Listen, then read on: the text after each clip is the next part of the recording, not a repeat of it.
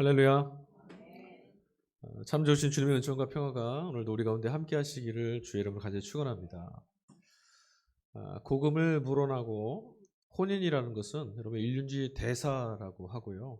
개인뿐만 아니라 그 가족들, 친지들, 공동체 전체에게 있어서도 굉장히 중요한 일로 다루어져 왔습니다. 왜 그런가 하니 이 한 번의 선택으로 말미암아서 자칫 살아갈 날이 훨씬 더 많은 앞으로의 인생, 그 인생이 지옥 같은 삶으로 열릴 수도 있기 때문이죠. 요즘 들어서 우리는 혼인에 대해서 무척 우울한 소식을 많이 듣게 됩니다. 내 집 마련하는 것들 포기하고 꿈을 포기한다라고 말하던 그 청년들의 하소연들이 이제 좀 익숙해질까 싶었는데 이제는 가정을 이룬다거나 또는 결혼한다는 것을 그냥 포기하겠다 이런 말들을 우리 너무 자주 듣게 됩니다. 서로를 사랑하고 보듬어주고 의지할 수 있는 그런 안식처가 되어야 하는 것이 가정인데 그렇게 되지 못한 채 깨어지고 또 미성숙한 인격들이 서로를 향해서 흉기처럼 날카롭고 아주 모질게 상처내는 일들을 우리 보게 됩니다. 매우 안타까운 일들이죠.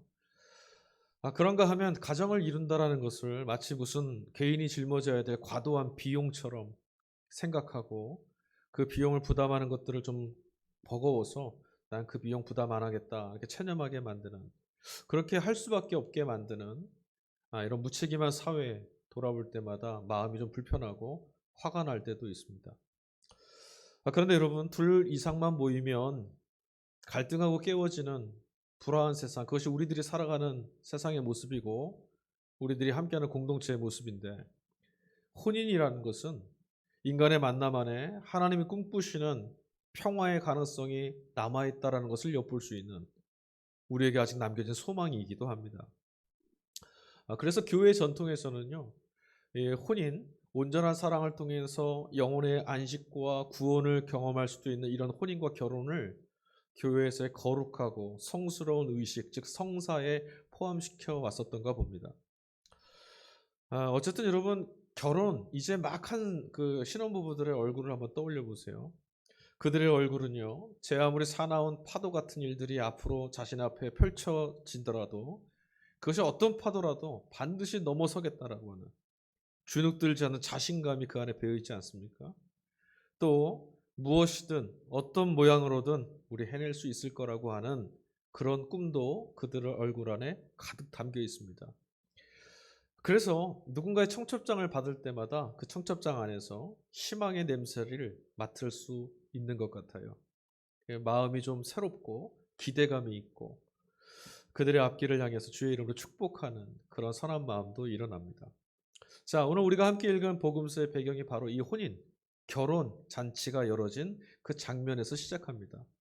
누구의 결혼식인지는 나와 있지 않습니다. 모르겠어요. 어떤 사람인지 누구인지 아무도 알 수 없지만 어쨌든 혼인잔치가 벌어졌습니다. 잔치를 치르게 되면 일손이 많이 필요하잖아요. 그래서 허드렛 일을 도우러 가신 것인지 아니면 아는 사람이라 축하해 주러 간 것인지는 알 수 없지만 예수의 어머니인 마리아가 그곳에 있었습니다. 어쩌면 예수의 어머니가 그곳에서 계속 머물고 있고 예수님에게 말씀도 전하고 상황을 알리고 이런 것들을 보면 아마도 마리아나 아니면 예수님께 먼 친척쯤 되는 사람의 결혼식이 아니었을까 추측해 볼 수 있습니다. 그러나 이거 추측이지 사실은 아니에요. 아직 모릅니다. 여튼 이 혼인잔치에서 아주 놀라운 일이 벌어졌습니다. 여러분 다 아시는 일이죠. 유독 이 복음서, 사복음서 중에서 요한복음에만 기록되어 있는 예수님이 행하셨던 기적 사건 하나가 오늘 본문에 소개되고 있습니다. 바로 물로 포도주를 만드셨던 사건. 요한은 이 사건이 예수님께서 그리스도로 주연하신 이후에 베푸신 첫 번째 기적 사건이다라고 소개하고 있어요. 자, 여러분 혼인잔치입니다. 새로운 삶, 새로운 출발, 이런 혼인, 결혼, 이 신혼의 삶을 시작하기 위해서 여러분 이 혼인이 성립되기 위해 반드시 필요한 것이 있는데 그 전제 조건 되는 것이 무엇인지 여러분 아십니까? 남자와 여자 모르는 이들이 만나서 그들이 하나의 가정을 이루고 결혼을 하려면 반드시 무언가를 넘어서야 되거든요.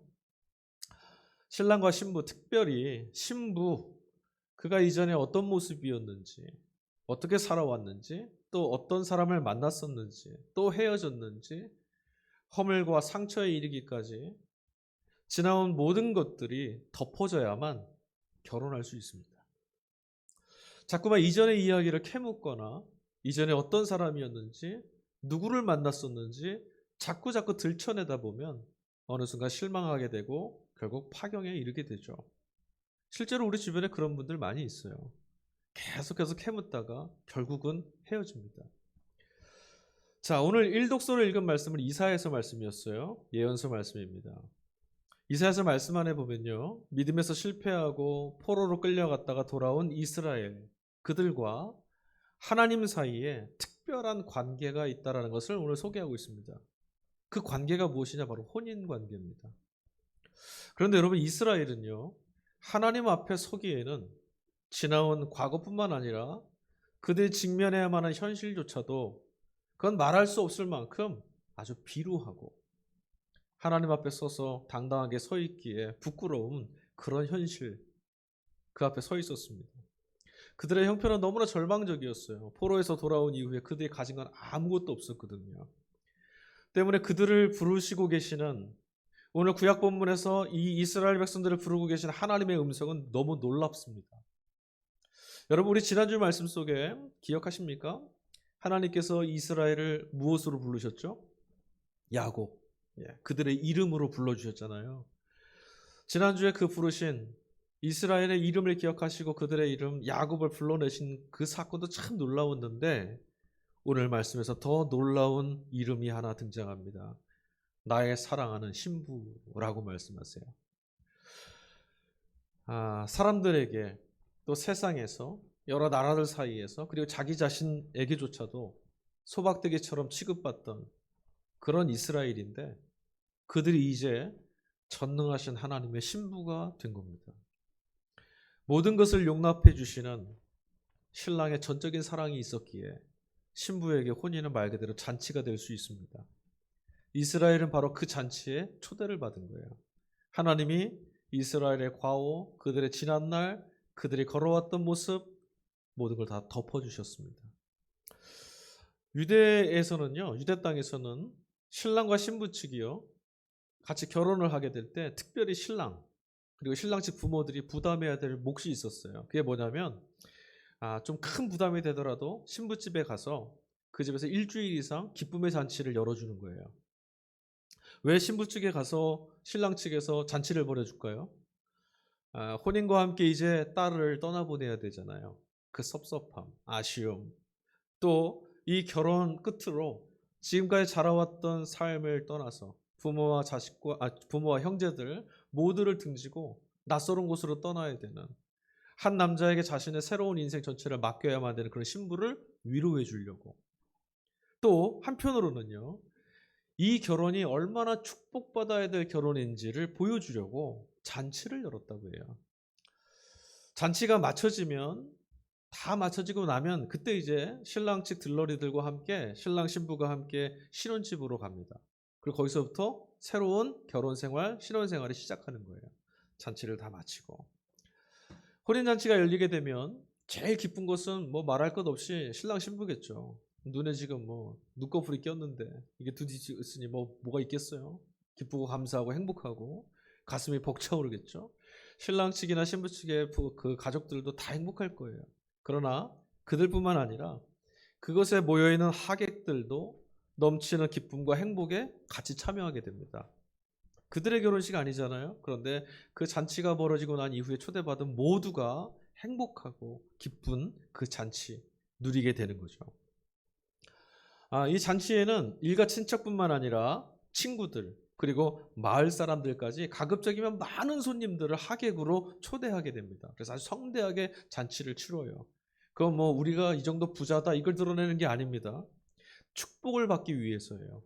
그리고 또 한 가지, 많은 사람들이 모여서 이 혼인잔치를 함께 바라봐 주므로 이 신랑 신부의 결혼이, 이들의 혼인이 잘 이루어졌다라고 하는 증인이 세워지는 거거든요. 앞으로 이 신랑 신부는 이 증인들 앞에 부끄럽지 않기 위해서 최선을 다해 살아갈 겁니다.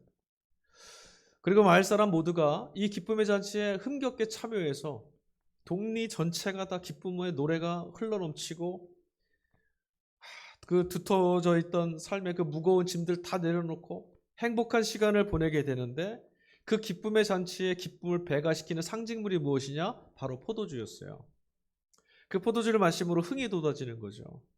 그리고 이 포도주가 다 떨어지게 되면 떨어지는 순간 잔치는 이제 막을 내립니다. 잔치가 막을 내리면 어떻게 됩니까? 이제 신랑 신부는 또 그곳에 모여있는 모든 하객들 각자의 삶으로 이제 돌아가는 거예요. 잔치는 끝나고. 자, 그런데 이날 이 가나에서 열린 혼인잔치에 문제가 하나 생겼습니다. 잔치는 기쁨의 자리였고 모두가 다 같이 축복과 축하를 해주기 위해서 모여서 함께 그 기쁨을 나누고 있던 그 자리였는데 잔치가 한창 진행되던 그때 흥을 돋워야 될 포도주가 떨어지고 말았습니다. 앞서 말씀드렸죠? 포도주가 떨어지면 이제 잔치는 끝나는 거예요. 축복받아야 될 자리인데 신랑 신부에게 있어서 무엇보다도 복된 자리인데 불길한 조짐이죠. 안 좋죠? 찬물을 끼얹는 그런 형편인 거예요, 지금. 자, 여튼 손님이 이렇게 많이 올 줄 몰랐었나 봐요. 준비를 좀 덜 했는지 아니면 예측을 잘못한 것인지 포도주는 떨어졌습니다. 그리고 다시 사오기에는 이미 너무 늦어버렸어요. 이러지도 저러지도 못하는 형편, 그런 상황에 지금 놓인 겁니다. 아주 난감한 상황이에요. 그래서 저는 이 모습을 보다가 저와 여러분의 삶을 돌아보게 됐어요. 꼭 우리들 인생 같지 않습니까? 본래 여러분 우리들의 삶이라는 것은 하나님이 우리 인생을 지으셨을 때 잔치처럼 축복받아야 되고 기쁨이 넘치는 그런 자리였어요. 그런데 이 기쁨이 넘쳐야 될 잔치에 그 인생에 포도주가 떨어져서 흥이 깨어진 것처럼 결핍과 염려 이런 것들 때문에 우리 인생 너무나 우울해졌잖아요. 그런데 여러분 기억하실 게 있습니다.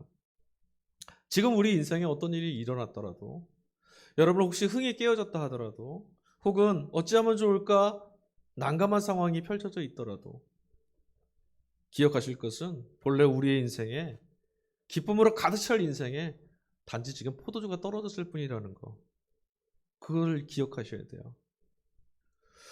다행히도 이 잔치, 이 가나의 혼인잔치에서의 기쁨과 행복은 깨지지 않았습니다. 왜 그랬을까요? 난감해질 수밖에 없는 이런 상황이 찾아왔지만 바로 그곳에 예수님이 계셨어요. 오히려 여러분 본문 말씀을 다 읽어보면 예수님으로 인해서 한 번도 경험해보지 못했던 새로운 포도주의 향기가 그 잔치를 충만하게 채웠습니다.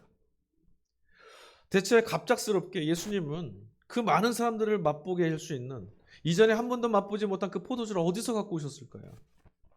이 잔치에 오시기 전에 잔뜩 포도주 이런 일이 일어날 줄 알고 싸질머지고 오셨을까요?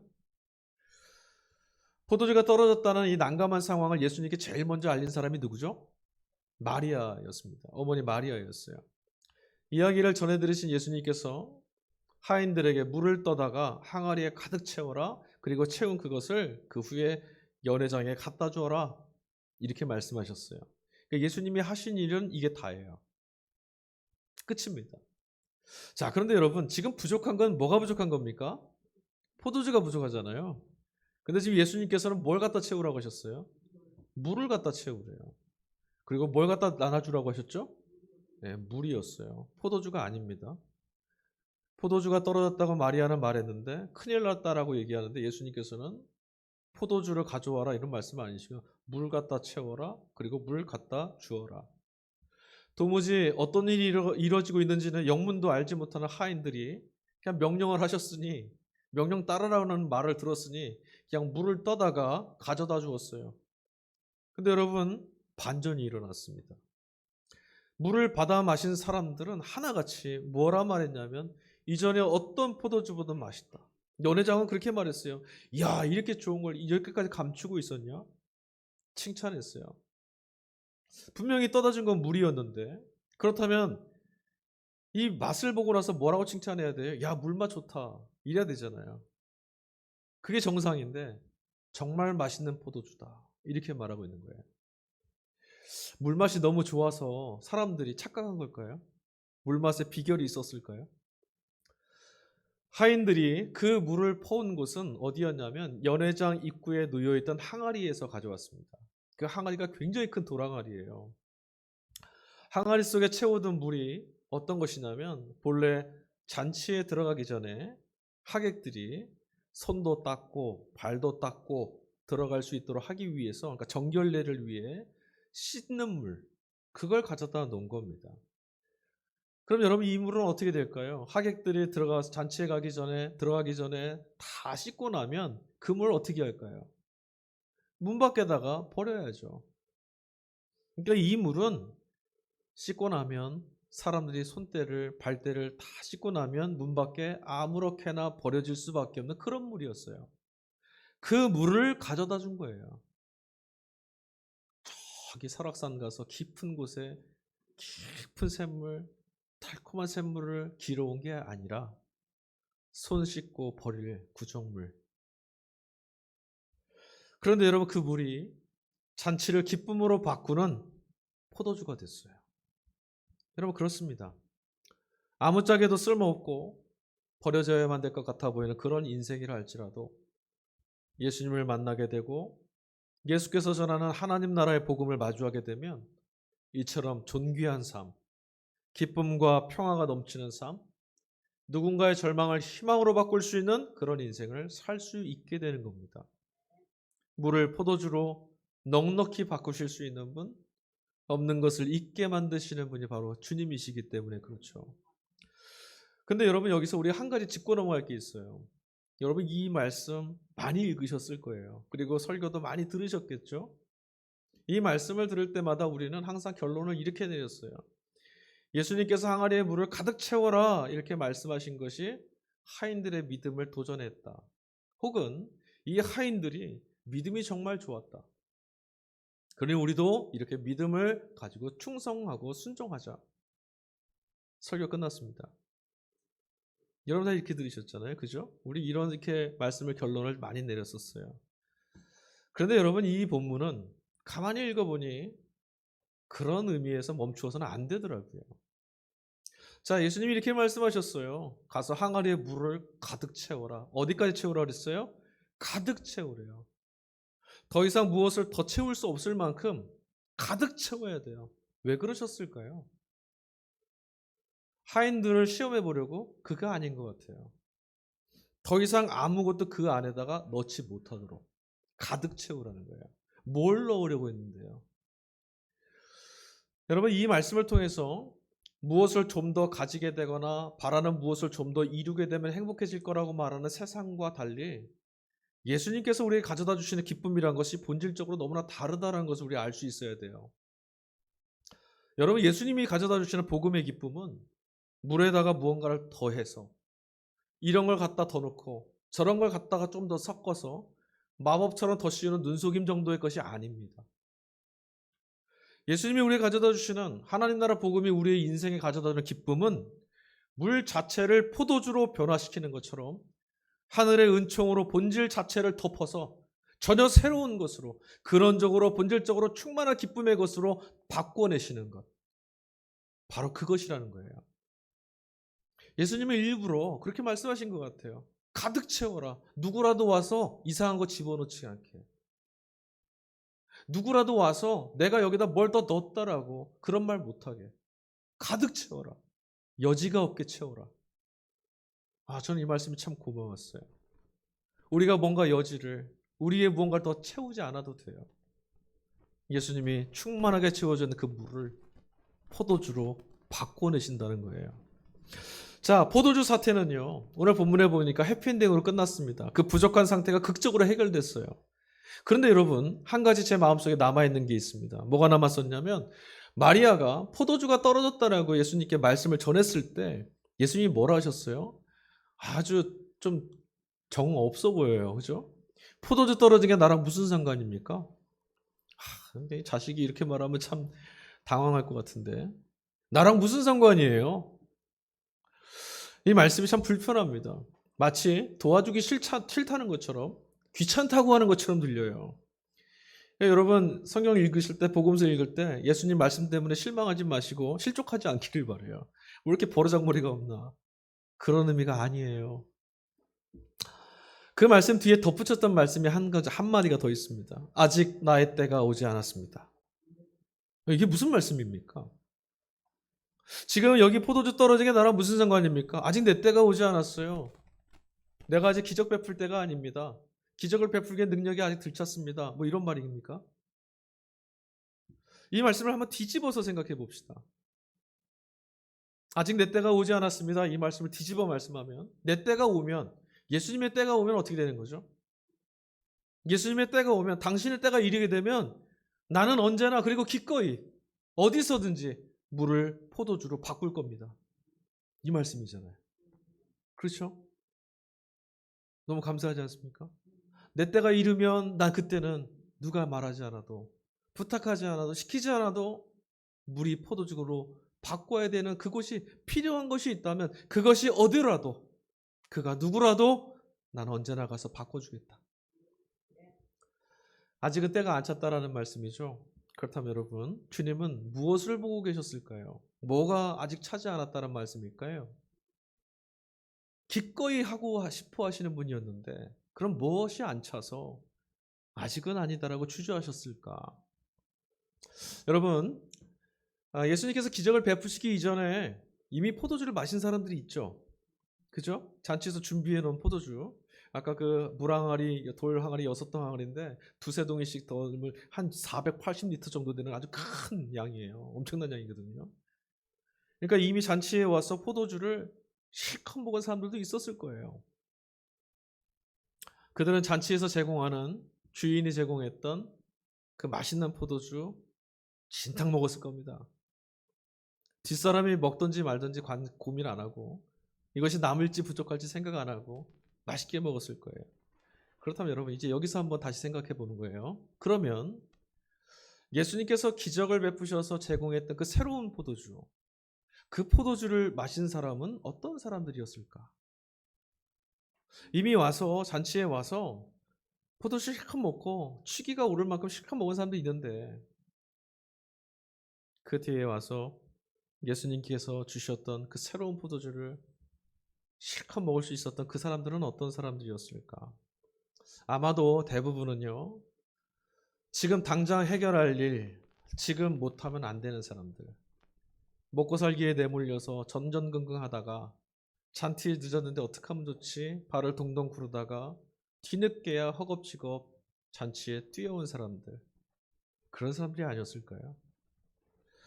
할 일을 다 해놓을 만큼 능력도 없고, 먹고 사는 것이 근심이 될 수밖에 없어서 오늘 할 일을 내일로 미뤄둘 수 없을, 그렇게 할 수밖에 없는 여유 없는 사람들, 아마 그들일 겁니다. 이런 사람들은요, 여러분, 세상이 이야기해주는 기쁨의 잔치, 세상이 초대하는 그 기쁨과 환희의 잔치, 그런 곳에서 늘 소외되기 일쑤였어요. 그런데 여러분, 예수님이 우리에게 가져다 주시는 하나님 나라는 늘 이렇게 소외되고, 누군가의 도움 없이는 스스로 일어날 수 없는 사람들, 스스로 자신의 인생을 세워갈 수 없는 사람들, 이런 사람들을 언제나 예외 없이 품어주시는 나라예요. 아직은 때가 차지 않았습니다. 주님의 말씀은 이런 사람들에게 당신의 포도주를 마시게 싶다는, 그들에게 마시게 하고 싶다라고 하는 주님의 마음을 우리에게 보여주는 것 같아요. 나 이런 사람들에게, 지금 포도주 못 먹어서 이제 와서 헐벗어야 되는 그들에게 내가 만든 걸 먹이고 싶다.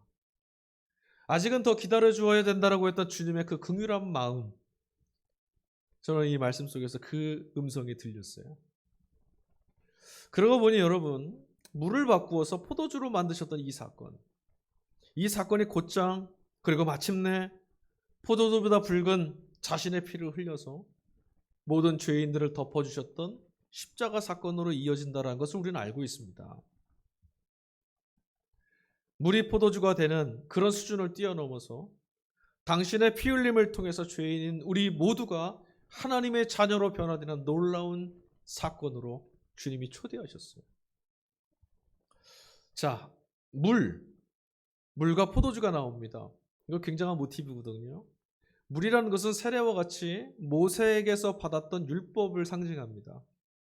그리고 포도주는 그리스도께서 흘리신 보혈, 주님께서 우리에게 가져다 주시는 새 시대 새로운 언약을 상징하는 거예요. 그러니까 지금 요한은 이 혼인잔치에서 물과 포도주라고 하는 이것을 굉장히 상징적인 의미로 사용하고 있는 거예요. 자, 앞서 말씀드렸다시피 말씀만 봐서는요, 물도온 하인들이 예수님을 믿고 있던 믿음 있는 사람들이었는지 아니면 이 일을 통해서 이후에 예수님을 믿게 되었는지 알 수가 없습니다. 그렇죠, 여러분? 여러분 읽은 여러분의 성경책에는 혹시 이 하인들이 제자가 되었더라, 이 하인들의 믿음이 날로 더해갔더라 이런 각주가 있나요? 없어요. 그러니까 본문의 말씀이 주목하는 이들은 그들이 아니에요. 그런데 오늘 말씀 끝자락에 보니까 오히려 분명한 게 하나 있습니다. 이 사건이 하나님이 세우신 새 언약이 돼서 우리를 포함한 모든 제자 공동체들, 예수의 제자들이 하나님의 자녀가 될 수 있도록 하셨다라는 거예요. 그러니까 우리도 이 말씀을 통해서 예수님을 믿어야만 된다라는 거죠. 길가에 버려질 수밖에 없었던 손 씻을 물, 누군가의 발을 닦고 버려져야 될 그 물, 그런 버려질 물 같은 우리들의 인생과 삶이 신랑이신 예수님으로 인해서 신부가 될 수 있었다라는 것. 이게 오늘 말씀의 핵심입니다. 의미 없던 삶이 온통 구원의 기쁨으로 충만해지는 것. 무의미와 허무로 떨어질 수밖에 없는, 소외당할 수밖에 없는 그런 인생과 영혼이 하나님이 귀히 보셔서 당신의 아들의 신부가 되게 하시는 인생으로 바뀌었다라는 것. 이 기쁨의 소식이 바로 오늘 우리가 함께 읽은 본문 메시지 전체입니다. 하나님께서는 당신의 아들, 그 고귀하신 아드님이신 예수 그리스도, 그분의 복음을 우리에게 전해주시고 나서 우리의 이름을 또다시 바꿔주셨어요. 그것이 오늘 구약 이사야서에 나와 있는 말씀이에요. 62장 4절에 이렇게 말씀하고 있습니다. 다시는 너를 버림받은 자라고 부르지 않겠다. 다시는 너 땅을 황무지라고 부르지 않겠다. 그리고 오직 너를 헵시바라고 말하고 너의 땅을 뷸라라고 할 것이다. 이것은 여호와께서 너를 기뻐하실 것이고 너의 땅이 결혼한 자처럼 될 것이다. 아멘. 헵시바 뷸라라고 하는 이 말씀은요, 하나님이 좋아하시는 여인, 거룩한 신부라는 뜻을 갖고 있어요. 아픔과 상처, 허물을 덮어주고 기쁨의 잔치로 초대해 주시는 하나님 덕분에 천덕꾸러기 같은 이들이, 소박되게 받아야 되는 그런 인생을 살아야 됐던 이들이 존귀한 신부가 된 거예요. 주님이 우리를 여러분 신부로 불러주셨으니 이전까지 우리의 삶이 어떠했는지, 어떤 생각을 품고 어떤 마음을 담고 살아왔었는지, 혹은 얼마나 하나님 뜻을 거역하며 살아왔는지 전혀 문제가 되지 않습니다. 앞서 말씀드렸잖아요. 신부로 불러주셨다는 것은 이미 신랑에 의해서 모든 죄와 허물, 약점, 아픔, 단점 다 덮어졌다는 것을 말하는 것이기 때문에 그렇습니다. 맞습니다, 여러분. 예수님을 믿기만 하면, 그래서 성령께서 우리 안에 찾아오시기만 하면 물이 포도주가 되는 것은 여러분 문제도 아닙니다. 죄인이 온전한 하나님의 신부가 될 수 있는 역사가 일어납니다. 하나님을 향한 내적인 변화가 어디서부터 시작되는 줄 아세요? 바로 이때 시작하는 거예요. 도무지 모든 것들이 다 이게 어떻게? 라고 말할 수밖에 없는 그런 일들이에요. 놀라운 일들이죠. 설명할 수 없는 일들, 납득될 수 없는 그런 사건들입니다. 그러나 물도온 하인들은 알더라 했던 그 말씀처럼 예수님의 생명을 경험한 이들만이 누릴 수 있는 기쁨이라는 것이 있습니다. 그들은 알더라 하는 사람들이 있다는 거예요. 그렇다면 여러분, 이제 예수님께서 우리를 당신의 신부로 불러주셨는데, 하나님께서 저와 여러분들을 당신의 아들의 신부로 삼아주셨는데, 그렇다면 우리가 이 놀라운 신분을 감당해내고 그 존귀하신 신부의 역할을 그 합당한 모습으로 살아낼 수 있을까요? 참법대기가, 천덕꾸러기가 신부로 부름받은 것까지 참 좋은데 격을 갖추어서 신부답게, 그분의 아내답게 그런 모습으로 살 수 있을까? 어떠세요, 여러분? 하나님의 며느님답게 사실 수 있겠어요? 예수님께 걸맞는 아내의 모습으로 살 수 있겠습니까? 여기가 이제 우리 문제죠. 걱정입니다. 그런데 오늘 이독서 말씀 보니까 바울이 그렇게 말해요. 가장 고귀하고 존귀한 예물을 신랑이 신부에게 채워주므로 주님께서 우리를 당신의 사랑하는 또 당신께 사랑을 받는 신부로 그 신부로 부르셨다는 증거 삼아 주셨다. 이렇게 말하고 있습니다. 그분의 사랑이 우리를 신부로 삼아 주신 것처럼 그분의 사랑이 당신의 신부라고 하는 당신의 아내라고 하는 존귀함을 지켜주실 거예요. 그것을 위해서 예물로 주신 게 있어요. 제가 본문 이 말씀을 읽다가 이렇게 표현해도 불경한 것은 아닐까 고민해 봤어요. 오늘 서신서 고린도전서를 읽어보니까요. 성령의 은사에 관한 말씀이 나옵니다. 저는 이 성령의 은사가 마치 이것처럼 보였어요. 하나님이 너무 기뻐서 당신의 아내, 당신의 아들의 아내를 맞이하드리면서 너무 이뻐서 당신께 있는 가장 존귀한 것들을 아낌없이 베풀어 주시는 모습. 당신에게는 가장 귀한 예물들을 당신의 며느리에게 가져다 주는 모습. 그것이 바로 성령께서 우리에게 베풀으신 은사라고 바울은 말합니다. 예수님의 신부된 교회에 부어주시는 하나님의 예물인 거죠. 이 선물은 바울은 저마다의 모양은 다 다르지만 같은 성령께서 주시는 은사들이다. 이렇게 말해요. 이런 것도 있고 저런 것도 있고.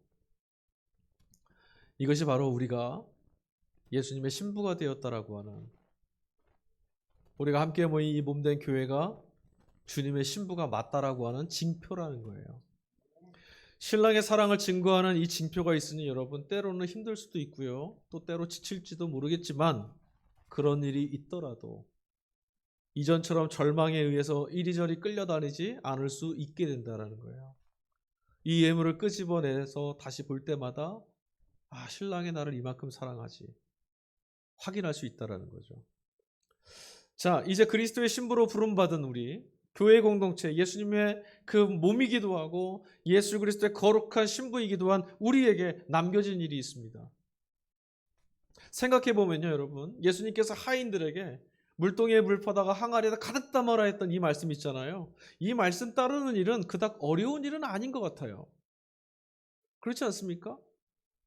조금은 불편하고 힘이 들 수도 있습니다. 그러나 이거 누구라도 할 수 있는 일이에요. 물동이에다가 물을 가득 담아서 물항아리에다 부어라. 이거 못할 거 뭐 있어요? 그 안에 무엇을 채워야 되는지 우리 이미 알고 있어서요. 물 채우는 건 아무것도 아닙니다. 그런데 진짜 문제는 뭐냐면 그 채운 걸 갖다가 연회에다 갖다 줘야 된다는 거예요. 그게 왜 힘들죠? 우리가 채우는 것이 물이라는 것을 우리가 너무 잘 알아요. 이 안에 들어있는 건 분명 물이 맞는데요. 그걸 어떻게 갖다 줍니까? 우리는 이렇게 생각하거든요. 우리는 주님께서 세워주신 언약이나 말씀, 복음도 돈이나 건강, 문제 해결 같은 우리가 당면한 문제, 이런 것들을 해결하는 어떤 답이 될 수 없다라는 생각에 이미 사로잡혀 있어요. 이걸 어디다 써야 되느냐? 쓰는 건 하나님이 하시는 거예요. 아무리 깨어져 있고 찌그러져 있어도 주님이 이거 사용하시겠다 하면 사용하는 거죠. 복음과 삶, 신앙과 삶을 우리 자꾸 분리시키면서 생각합니다. 들을 때는 귀한 말씀인데 가져다가 쓰기에는 어렵습니다. 그걸 가지고 어떻게 삽니까? 라고 질문해요. 그래서 대부분은 들은 말씀, 읽은 말씀, 감동이 되는 그 말씀을 제 자신의 삶으로 가져가지를 못해요. 낙담하고 체념하고 포기하고 돌아섭니다. 그 물 갖다가 뭘 하라고 하시는 거예요? 손 씻고 버릴 물, 그걸 갖다가 연회장에다 갖다 줘 뭐 하라고 하시는 겁니까? 그리고 돌아서죠. 물이 포도주가 된다는 것 그만큼이나 이런 삶이 바뀐다라는 것이 불가능하게 여겨지는 거예요. 말이 안 된다라고 생각하는 겁니다. 그러나 여러분 가만히 말씀을 다시 한번 들여다보세요. 있으라 하셨던 말씀에 순응해서 해도 달도 땅도 그 말씀에 순응했던 역사가 바로 창조 아니었습니까? 오늘 말씀에도요 똑같아요. 물 또한 주인의 말씀에 응답해서 포도주가 됐어요. 그렇다면 이제 우리가 주님 말씀에 응답해야 될 때예요. 항아리에 먼저 물을 붓고 새 언약의 복음, 그 복음에 가져다 주는 기쁨을 잃어버린 내 자신의 삶에다 주님이 주신 이 말씀 가지고 가는 거죠. 그리고 잔치가 멈추어버린 것 같은 세상을 향해서 주님이 가져가라 하셨던 이 말씀을 들고 가는 겁니다. 주님 말씀에 응답하는 그곳에 없는 것을 있음으로 불러내시는 주님의 역사가 나타날 겁니다. 창조하시는 분. 그때마다 성령께서 우리 안에서 우리의 마음과 인격뿐만 아니라 우리의 삶도 바꾸어내시고 변화시켜 주실 줄 믿습니다. 주님이 물로 만들어 주셨던 포도주, 여러분 그 포도주가요 그 이전에 어떤 것보다 맛있었다라고 말합니다. 지금 이후로 예수님께서 우리 인생을 통해서 빚어가실 그 삶은 한 번도 경험해 보지 못했고 한 번도 맛보지 못한 포도주와 똑같습니다. 우리는 아직 주님께서 빚어내실 그 포도주, 최고의 맛을 내는 그 포도주가 어떤 것인지 아직 맛보지 못했어요. 이처럼 아직 우리 삶에 최고의 순간은 오지 않았습니다. 그러나 여러분 분명한 것이 있죠. 그 일들이 어떤 모습으로 우리에게 다가올지는 우리가 알지 못합니다. 예수님이 빚어내실 그 아름답고 향기로운 포도주가 우리 인생을 어떻게 채울지, 어떤 모습으로 채워질지 우리는 알 수 없어요. 그러나 때가 이르러 그 일이 나타날 때, 때가 이르러 주님께서 그 일을 행하실 때, 그때 우리는 물떠온 하엘들이 그것이 어디로부터 온 것인지 알았다고 했던 것처럼 이 모든 일이 바로 예수께서 내 삶에 이루신 일이라고 고백할 수 있는 그때가 될 겁니다. 우리 모두 그날을 알게 될 거예요. 그리고 보게 될 겁니다. 오늘 가나의 혼인잔치 이 본문의 말씀을 통해서 여러분 새로운 소망을 가질 수 있기를 간절히 빕니다. 예수님이 계신 곳에는 기쁨이 있습니다. 예수님이 함께 계시는 그곳에는 주의 말씀에 응답하고 걷는 그곳에는 주님께서 이끌어오시는 하나님 나라의 아름다운 역사가 나타납니다. 그러실 수밖에 없는 분명한 이유가 있는데 그것이 바로 저와 여러분들을 그분이 당신의 존귀한 아내로 삼아주셨기 때문입니다. 우린 이 사실을 믿는 교회입니다. 우리 이 시간 같이 찬양한 것 같이 불렀으면 좋겠어요. 제가 지금 설교에서 말씀드렸던 것처럼 모든 것이 주의 말씀에 응답하였다. 자, 오늘 우리 이렇게 하나님 앞에 반응합시다. 주님, 내가 여기 있습니다. 나의 인생도 여기 있습니다. 깨져 있는 인생이었고 상해 있는 인생이었고 씻어서 아무짝에 쓸모없어 이제 길바닥에 내던지고 버려야 될 그런 물 같은 그런 것들이 잔뜩 담겨있는 물동이 그런 인생인데 주님 앞에 가지고 나갑니다. 여기 있습니다. 응답하고 반응하며 나갑니다. 주님 이 인생을 바꿔주십시오. 이 고백을 담아서 주님 내가 여기 있사오니 함께 찬양하겠습니다.